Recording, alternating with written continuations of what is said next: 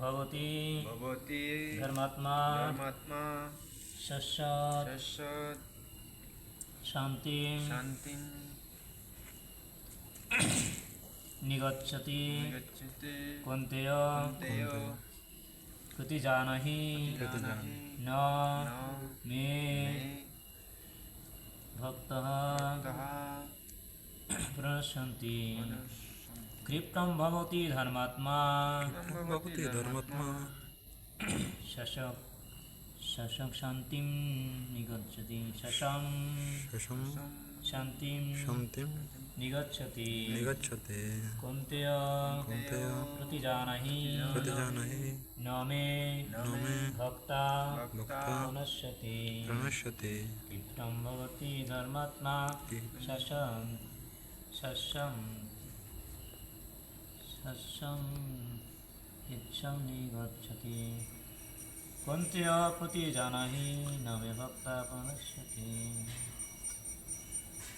क्षिप्रम् अति शीघ्रं शीघ्रं भवति भवति हन हन धर्मात्मा धर्मात्मा धार्मिक धार्मिक शश्यत शत शश्यत शत नित्य नित्य शान्तिं शान्तिं शान्ति शान्ति निगच्छति निगच्छते प्राप्तहं प्राप्तः कौन्तेय कौन्तेय हे कौन्तेय हे कुन्तीपुत्रो प्रतिजानाहि प्रतिजानाहि ঘোষণা করো ঘোষণা করো না ন না ন মে মে আমার আমার ভক্ত ভক্ত ভক্ত ভক্ত পুনঃশান্তি প্रणश्यते বিনাশপ্রাপ্ত হয় বিনাশপ্ত অনুবাদ করো অনুবাদ সবাই বলবেন তিনি তিনি শীঘ্রই শীঘ্রই ধর্মাত্মায় ধর্মাত্মানে পরিণত হয় এবং নিত্য নিত্য শান্তি লাভ করে শান্তি লাভ করেন হে কন্তেয় হে কৌন্তেয় তুমি দীপ্ত কণ্ঠে ঘোষণা করো যে ঘোষণা করো যে আমার ভক্ত আমার ভক্ত কখনো কখনো বিনষ্ট হয় না বিনষ্ট হয় না। তাৎপর্য করেছেন জগদ্গুরু শিল প্রভুপাদ কি জয়।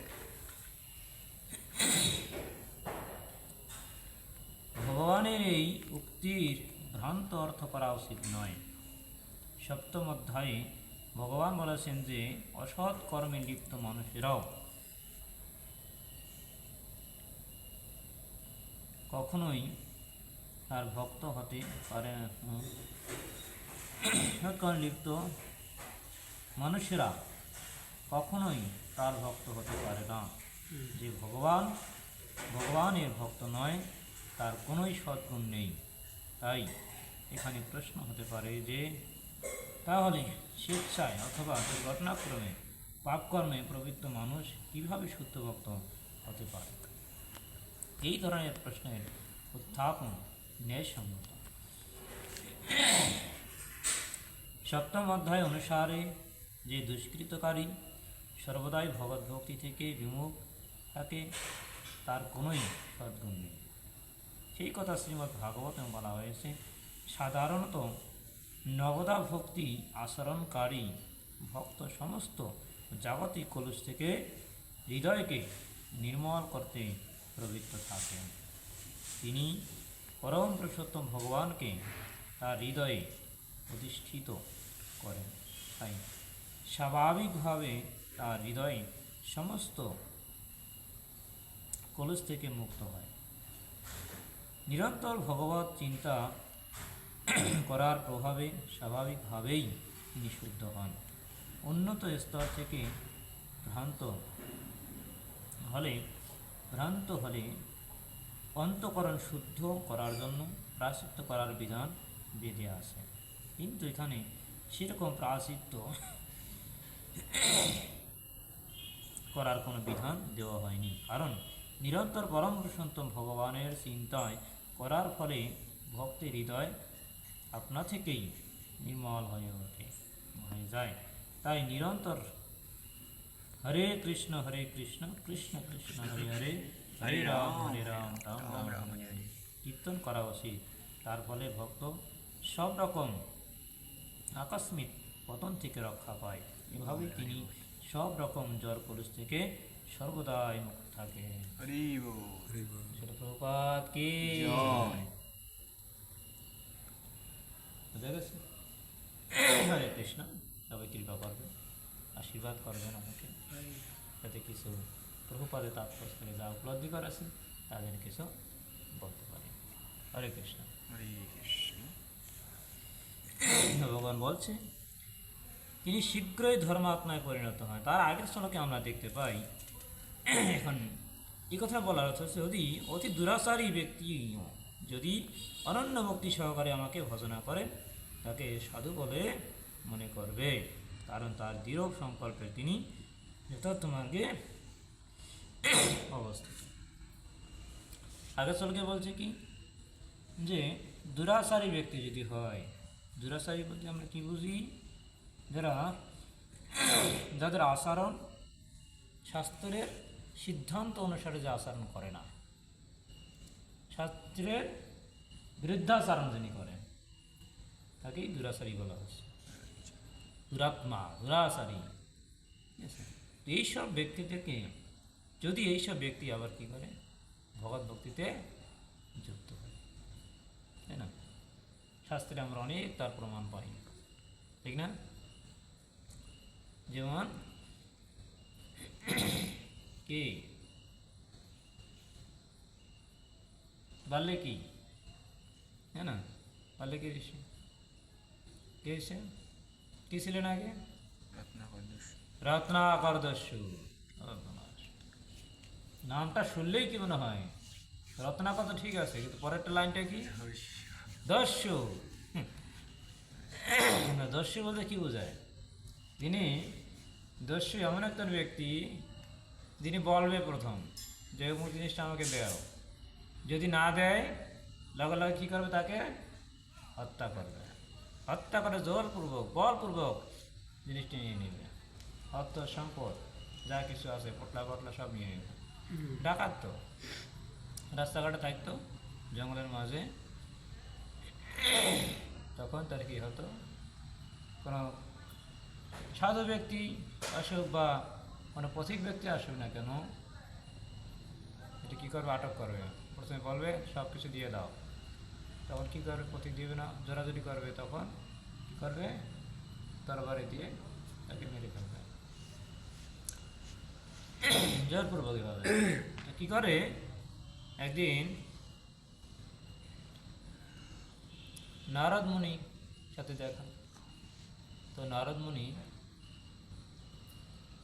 তো আটক করে ফেলছে। নারদ মুনি বলছে, আমি তো সাধু, আমার কাছে কী পাবে? আর তুমি সাধু হলে কি হবে, তোমার কাছে অনেক সম্পদ আছে, সব কিছু দিয়ে দাও। তাহলে বলছে, ঠিক আছে, আমি সব কিছু তোমাকে দেব, আমার যা কিছু তাই দেব, কিন্তু আমার একটা কথা আছে, প্রশ্ন আছে, যে হচ্ছে, বলো, তুমি যেই পাপ কর্ম করতেছ, জীব হত্যা করতেছ, মানুষকে হত্যা করতে, পশু পাখি হত্যা করতেছ, তোমার পাপের ফল কে নেবে? কেন? আমার পাপের ফল নেবে আমার স্ত্রী নেবে, আমার বাবা মা নেবে, আমার ছেলে নেবে, তারা নেবে। আচ্ছা ঠিক আছে, তারা তোমার পাপের ফল নেবে কি না তুমি তো জানো, এটা করে জানার কি আছে? যাও তুমি গিয়ে জিজ্ঞেস করে আসো। ও তুমি তো সাধু ব্যক্তি, খুব চালাক আছো, খুব চতুর, আমি ওদিকে বাড়ি যাব আর এদিকে তুমি পালিয়ে যাবে না, তুমি ওকে গাছে বেঁধে রাখো, আর হাত পা বেঁধে রাখো। না তোমাকে হাত পা বেঁধে গাছের সাথে বেঁধে রেখে গেছে, আমি জিজ্ঞেস করতে গেছে, প্রথমে গেছে বাবার কাছে, বাবা আমি যে পাপ করতেছি, মানুষকে হত্যা করে, প্রাণীকে হত্যা করে, জীব হত্যা করে, তোমাকে কি করতেছি, আমি তোমাকে ভরণ পোষণ করতেছি, তা আমার তো মরার পরে তো তুমি আমাদের পাপ গ্রহণ করবে না। তোমার পাপ আমি গ্রহণ করবো কেন? ছোটবেলায় আমি কি করেছি, যখন তুমি ছোট ছিলে তখন আমি এইসব কর্ম করে জীবিকা নির্বাহ করেছি, তোমাদেরকে ভরণ পোষণ করেছি, এখন তুমি করতেছ, আমি তো তোমাকে বলিনি তুমি দস্যু হও, ডাকাত হও, চুরি করো, তুমি সৎ পথে ইনকামে করতে পারো, তোমার কর্মের ফল তো আমি নেব না, তোমার কর্মের ফল তোমাকেই ভোগ করতে হবে। একটু মনটা খারাপ হয়ে হায় হায়, কী হয়ে গেল? পরে কী হয়ে গেল? গেছে ওর মায়ের কাছে। মা বলছে, দেখো বাবা, বাসাধন 10 মাস 10 দিন তোমাকে পেটে ধারণ করেছি, নিজের রক্ত দুধ সে তোমাকে খেয়েছি। হ্যাঁ, নিজে না খেয়ে তোমাকে খেয়েছি, কষ্ট করে তোমাকে মানুষ করেছি। ঠিক আছে, তোমার পাপের ফল আমি কেমন নেবো বাবা? তোমার পাপের ফল তোমাকেই ভোগ করতে হবে। মনটা খারাপ হয়ে গেল আরো। স্ত্রীর কাছে গেছে, অর্ধাঙ্গিনী অর্ধেক ভাগ পাবে। বলছে যেই মাত্র জিজ্ঞাসা করেছে, তুমি তো অর্ধাঙ্গিনী, আমার অর্ধেক ভাগ পাবে, তা তুমি আমার কর্মের ফল নেবে না? আমার পাপের ফল? তা তোমার পাপের ফল আমি নেব কেন? তুমি ওকে 7 পাক ঘুরিয়ে অগ্নি সাক্ষী রেখে প্রতিজ্ঞা করেছ, আমার ভরণ পোষণের দায়িত্ব তোমার। এই প্রতিজ্ঞা করে তুমি ঠিক আছে আমাকে গ্রহণ করা চাই, তোমার পানি আমি গ্রহণ করেছি, আমার পানি তুমি গ্রহণ করেছো, ব্যাস। তোমার পাপ ফল ভোগ করবো কেন? তোমার কাজ হচ্ছে আমাকে ভরণ পোষণ করা। তুমি কিভাবে করাইবে না করছো তোমার ব্যাপার। চুরি করা করো, সৎ পথে করো, আমি তোকে বলিনি চুরি করো। ব্যাস, আরও কষ্ট করে। এবারে যে পুত্রের কাছে গেছে, পুত্র একই কথা বললো। এবার কী হয়ে গেল? মাথা নিচু। হাই হা, কী হবে? আমার কি গতি হবে?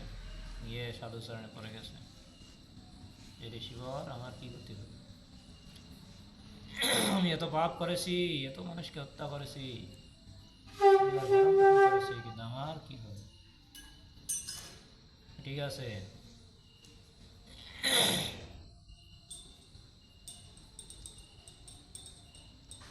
তুমি একটা কাজ করো। শিষ্যরা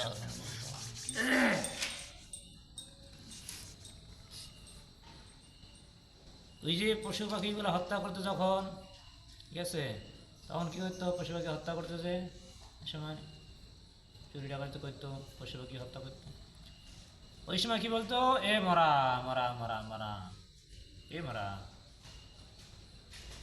এ মরা, মারা মরা মানে মারা গেছে, যে মারা গেল এ মারা, কথা বললো। ঠিক আছে, তুমি একটা মন্ত্র জপ করো, তোমার মন্ত্র দিই, উদ্ধারের পথ দিই একটা। রাম রাম না আমার বের হয় না, আনোর মুখ দিয়ে সবসময় বেড়াইছে কি? মরা মরা মারা মারা।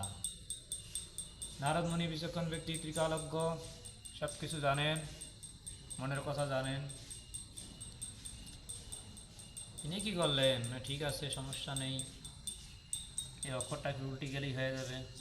ঠিক আছে, এদিকের অক্ষরটা পিছনেরটা সামনে যাবে, সামনেরটা পিছনে যাবে, মরাটা মর জায়গা র যাবে, আর র জায়গা ম যাবে, ব্যাস, তাহলে কি হয়ে গেল? মরা রাম হয়ে যাবে। রাম রাম হয়ে যাবে। আর মরা মরা যদি আমরা একটু একসাথে বলতে থাকি তখন রাম এমনিতে উচ্চারণ হয়। হ্যাঁ, রাম রাম রাম রাম রাম রাম। নারদ মুনি জানে, ওনার জীবনে জানে পরবর্তীতে কী হবে উনি। ঠিক আছে, ব্যাস হয়ে গেল। ঠিক আছে, তুমি মরা মারা জপ করো।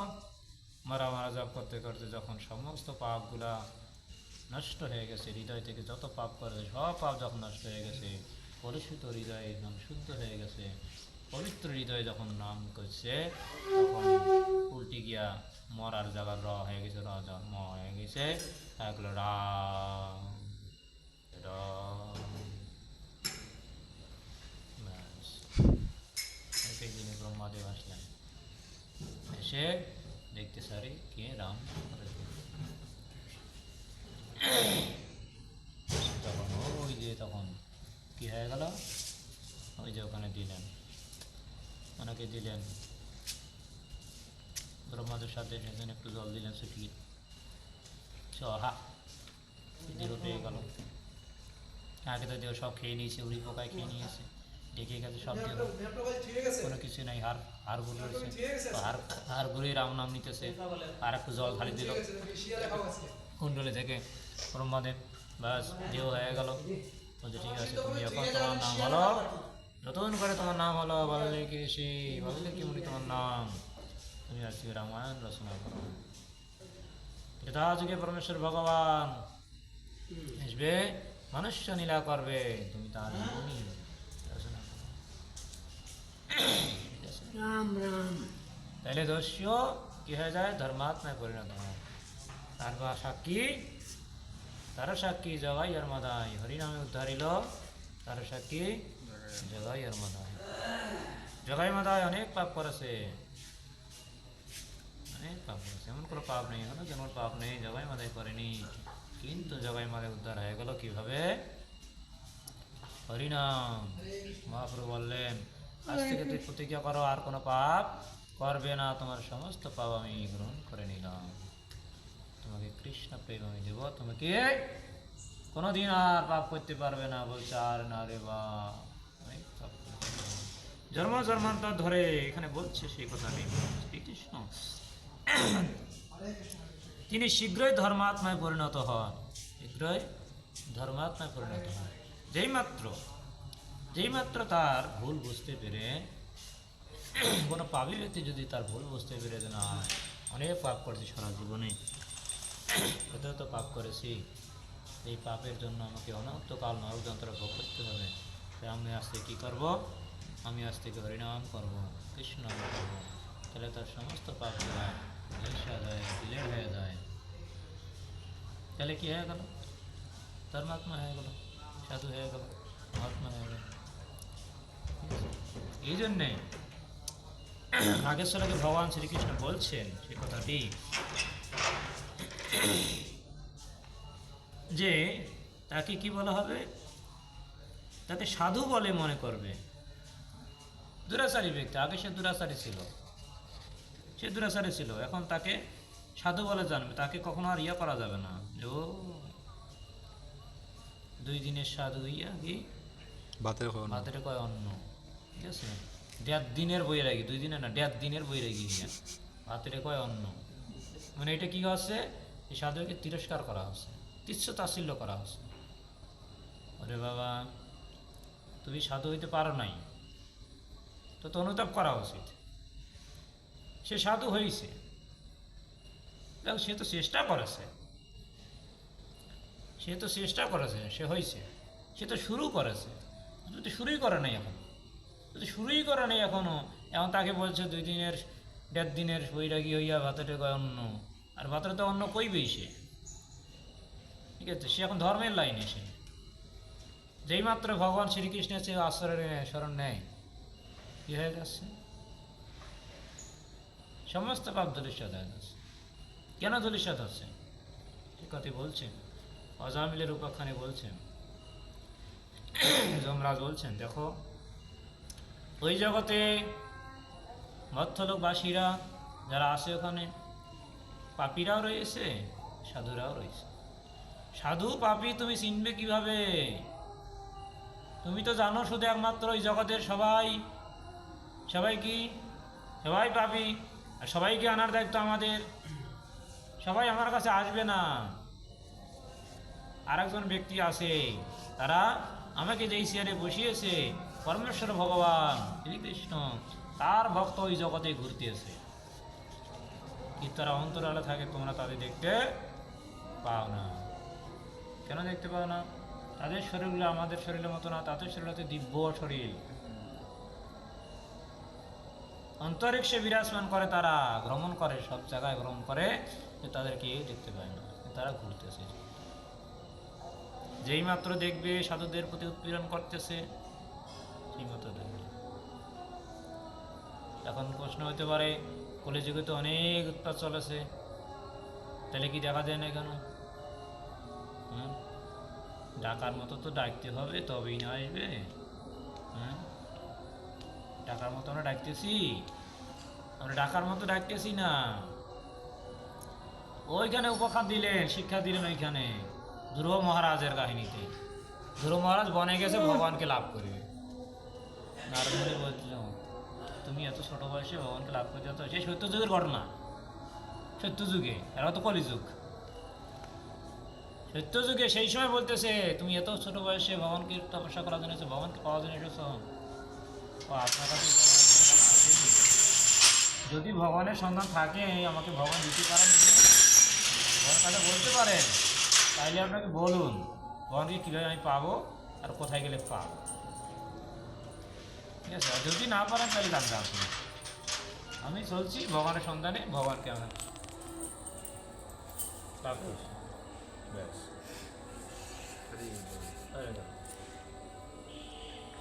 দৃঢ় প্রতিজ্ঞ লক্ষ্মী দেবী এসে পরীক্ষা করতেছে, ঠিক আছে? তপস্যার পরীক্ষা করেছে, তপস্যার যে কতটা দৃঢ়তা তার, ঠিক আছে? ইন্দ্র পাঠাইছে, লোকজন পাঠিয়েছে, যাও পরীক্ষা করো ওকে, কারণ তপস্যা ভঙ্গ করো, আর যদি ও স্বর্গ চেয়েই নেয়, ঠিক আছে? ভগবানকে লাভ করে বললে স্বর্গ চাই আমি, যাতে বিপদে পড়ে যাবো আমি। ওরাও আসলো কিন্তু কোনো লাভ হলো না, ফিরে গেল। কারণ যে তার দৃঢ়তা, দৃঢ় সংকল্প। এই জন্য আমরা যতক্ষণ না দৃঢ় সংকল্প করবো ততক্ষণ আর ভগবান হইতে পারবো না। ভগবানকে লাভ করার জন্য অবশ্যই আমাদের দৃঢ়তা অর্জন করতে হবে। অবশ্যই রক্ষিবে কৃষ্ণ বিশ্বাসে পালন, অবশ্যই রক্ষা করবে। আপদ বিপদ দুঃখ কষ্ট থাকবেই, ভগবান এটা আমাদের পরীক্ষা করেছে, পরীক্ষা করেছে। ধ্রুব মহারাজ কি করলেন, পরবর্তীতে বললেন যে তুমি কি করো, তুমি অন্তপক্ষে ফল আহার করো। ফল আহার করছে, এরপরে বলছে সেটা ফলও আহার করা যাবে না। এটা কি কি আর করবে, জল খেয়ে থাকো, আর সেগুলো জলও বর্জন করো, জল বর্জন করছে। এরপরে কি বায়ু খেয়ে থাকবে, আর সে বায়ুকে বন্ধ করে দিছে, রোধ করে দিছে, নিঃশ্বাস বন্ধ করে দিছে, আর হাহাকার শরীরে চারিদিকে। তবু রক্ষা করার সৃষ্টিকে, সৃষ্টি ধ্বংস হয়ে যাচ্ছে অবশ্যই। তখন ভগবান আসতে বাধ্য হয়েছে। তপস্যা করতে হবে, কঠোর তপস্যা করতে হবে, তবেই না, যতক্ষণ না শুদ্ধ হৃদয় হবে, ঠিক আছে, ততক্ষণ ভগবান আসবে না। বলছে অবশ্যই রক্ষিবে কৃষ্ণ বিশ্বাসে পালন, কৃষ্ণ রক্ষা করবে আমাদের, অবশ্যই রক্ষা করতেছে, করবে।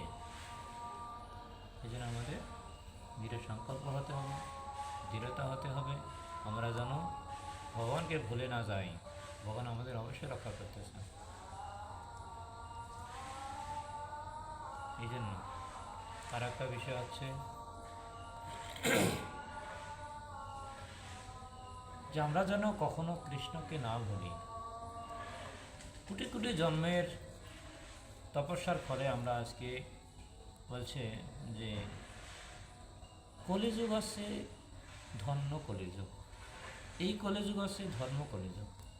সুমেধা সম্পন্ন ব্যক্তিগণ অবিরাম কৃষ্ণ কীর্তনকারী পরমেশ্বর ভগবানের আরাধনা করেন।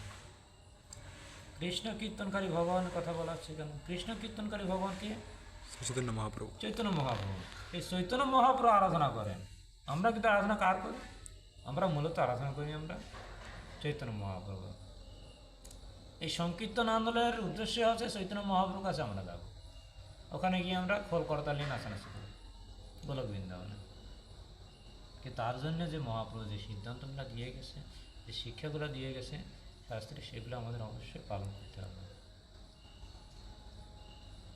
যথার্থভাবে পালন করতে হবে। মহাপ্রভু বিভিন্নভাবে আমাদের শিক্ষা দিয়ে গেছেন, বিভিন্নভাবে। কী শিক্ষা দিয়ে গেছেন? একটা শিক্ষা দিয়ে গেছেন যে ছোট হরিদাসের থাকিতে যদি রাখিতে চাও যদি প্রণয়ের সঙ্গে, শ্রোত হরিদাসের কথা থাকে যেন। ছোট হরিদাস একটা সামান্য ইয়া করেছে, শুধু শুধু ভগবানের সন্তুষ্টি বিধানের জন্য মহাপ্রভু এই খুদ চালটা খাবে, একটু ভালো চাল একটু নিয়ে আসি, তাহলে একটু পাল্টাই নিয়ে আসি।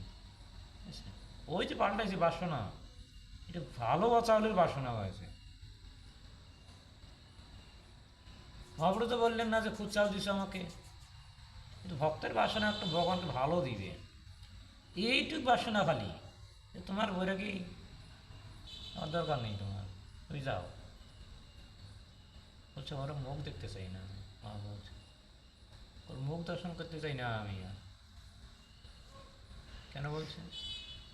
তো আমাদের জন্য এইরকম হতে হবে, মহাপ্রভু কৃপা লাভ করতে গেলে এইরকম হতে হবে, যেন ওইটুক বাসনাও যেন না থাকে, তবেই না আমরা যেতে পারবো, মহাপ্রভু কৃপা লাভ করবো।